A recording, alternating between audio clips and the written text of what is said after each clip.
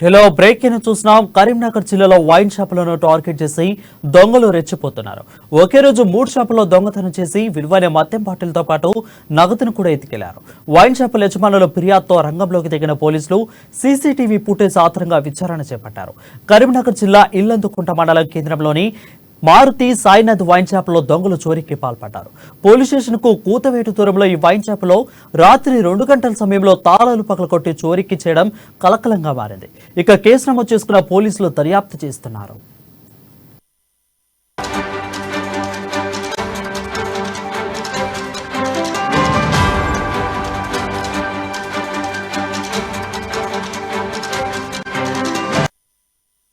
Breaking news చూస్తున్నాం. కరీంనగర్ జిల్లాలో wine షాపులను target చేసి దొంగలు రెచ్చిపోతున్నారు.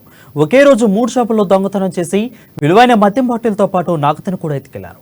వైన్ షాపుల యజమానుల ఫిర్యాదుతో రంగంలో దిగిన పోలీసులు సీసీటీవీ ఫుటేజ్ ఆధారంగా విచారణ చేపట్టారు. కరీంనగర్ జిల్లా ఇల్లందుకుంట మండల కేంద్రంలోని మారుతి సాయినాథ్ వైన్ షాపుల్లో దొంగలు చోరీకి పాల్పడ్డారు. పోలీస్ స్టేషన్ కు కూతవేటు దూరంలో ఈ వైన్ షాపుల్లో రాత్రి 2 గంటల సమయంలో తాళాలు పగలగొట్టి చోరీ చేయడం కలకలంగా మారింది. ఈ కేసు నమోదు చేసుకున్న పోలీసులు దర్యాప్తు చేస్తున్నారు.